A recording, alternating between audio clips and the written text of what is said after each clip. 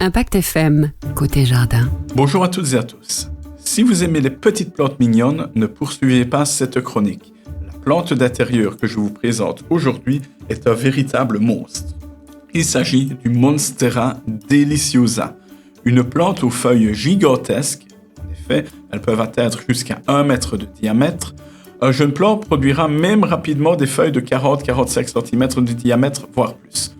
Le Monstera vient des jungles d'Amérique centrale où il pousse en liane, c'est-à-dire comme une plante grimpante, montant jusque dans la cime des arbres.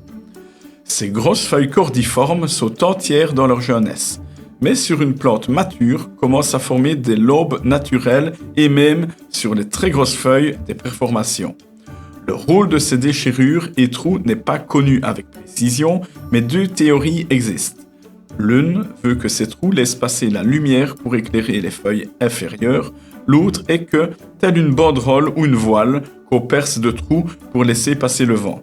Une feuille entière aussi grosse serait déchiquetée par les vents violents des ouragans si courants dans son air naturel. Mais une feuille trouée laisserait passer le vent sans problème. Le Monstera est une plante d'intérieur de culture facile. Donnez-lui un éclairage moyen, beaucoup de lumière, mais sans soleil direct en été. Et arrosez-le en profondeur dès que son terreau est sec au toucher. Donc il vaut mieux la laisser avoir soif entre les coups et puis alors lui donner une bonne part d'eau. Fertilisez-le comme toute plante verte, en douceur, du printemps à la mi-automne, et pas du tout à la fin de l'automne et en hiver, avec un engrais pour plantes vertes habituel. Il apprécie un tuteur pour supporter sa tige grimpante. Attention, lors de la taille éventuelle, la sève est irritante au toucher et toxique si ingérée. Un beau Monstera aux feuilles gigantesques peut être le point d'attraction de votre décor intérieur. Pensez-y la prochaine fois que vous vous rendrez chez un fleuriste ou en jardinerie.